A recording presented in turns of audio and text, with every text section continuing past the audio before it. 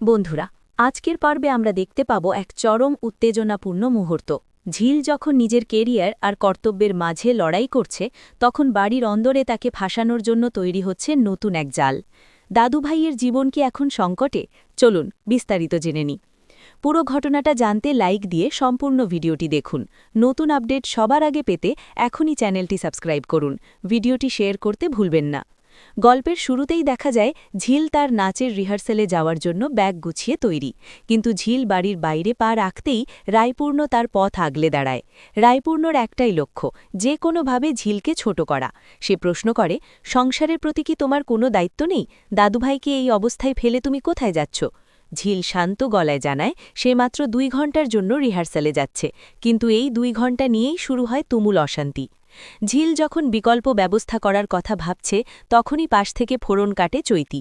সে খুব মিষ্টি সেজে বলে, আহা ঝিল, তুমি এত চিন্তা করছো কেন? আমি তো আছি, আমি দাদুভাইয়ের সব দেখে রাখব। কিন্তু ঝিল জানে চৈতির আসল রূপ। সে সরাসরি মুখের ওপর বলে দেয়, না, তোমার উপর আমি ভরসা করি না। এতেই রেগে গিয়ে চৈতি চিৎকার করে ওঠে, শাট আপ ঝিল, তুমি আমাকে অপমান করছো। ঝিল দমে না গিয়ে জানায় প্রয়োজনে সে তার দিদিকে ডেকে আনবে, কিন্তু চৈতিকে দাদুভাইয়ের কাছে ঘেঁষতে দেবে না। ঝিলের দিদির নাম শুনতেই শতরূপা যেন জ্বলে ওঠে। সে কড়া ভাষায় জানিয়ে দেয় ঝিলের দিদির এই বাড়িতে ঢুকার কোনো অধিকার নেই। যখন ঝিল আর শতরূপার মধ্যে কথা কাটাকাটি তুঙ্গে, ঠিক তখনই সেখানে প্রবেশ করেন স্বাক্ষর ঠাম্মু। শতরূপা তৎক্ষণাৎ ঠাম্মুর কাছে ঝিলের নামে নালিশ করতে শুরু করে। সব শুনে ঠাম্মু পরিস্থিতি সামাল দিতে বলেন, কাউকে বাইরে থেকে আসতে হবে না, এই 2 ঘন্টা আমিই দাদুভাইয়ের কাছে থাকব। ঠাম্মু দায়িত্ব নিলেও ঝিলের মন মানছে না। সে জানে চৈতি কতটা ভয়ঙ্কর হতে পারে। সে বারবার অনুরোধ করে, সে চলে যাওয়ার পর সাক্ষ্য যেন দাদুভাইয়ের পাশ থেকে না নড়ে। ঝিল সবার সামনেই বিস্ফোরক অভিযোগ করে যে সে না থাকার সুযোগে চৈতি দাদুভাইকে ভুলভাল ওষুধ খাইয়ে দিতে পারে এবং পরে দায়টা ঝিলের ওপর চাপিয়ে দিতে পারে। ঝিলের এই স্পষ্টবাদিতা শুনে বাড়ির সবাই হতভম্ব হয়ে যায়।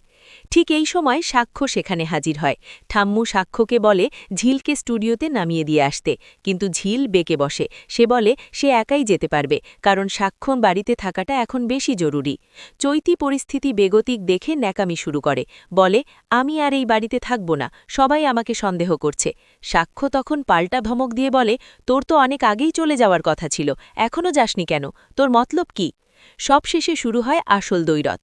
সাক্ষ্য তার বাবা রায়পূর্ণর মুখোমুখি দাঁড়ায়। সে প্রশ্ন করে, ঝিল এই বাড়ির জন্য এত কিছু করার পরেও কেন তাকে মেনে নেওয়া হচ্ছে না? রায়পূর্ণ জেদ ধরে বলে, ওকে আমি কোনো দিন এই বাড়ির বউ হিসেবে স্বীকৃতি দেব না। সাক্ষ্য তখন কঠিন স্বরে জানিয়ে দেয়, ঝিলের জায়গায় অন্য কাউকে বসানোর যে ষড়যন্ত্র চলছে, সে তা সফল হতে দেবে না। বন্ধুরা, ঝিল কি পারবে এই প্রতিকূল পরিস্থিতির মধ্যে নিজের রিহার্সেল শেষ করে ফিরে আসতে, নাকি ঝিল বেরোলেই দাদুভাইয়ের ওপর কোনো বিপদ নেমে আসবে? চৈতি কি সত্যিই দাদুভাইকে ভুল ওষুধ খাইয়ে দেবে? আপনাদের কি মনে হয়? আমাদের কমেন্ট বক্সে অবশ্যই জানান।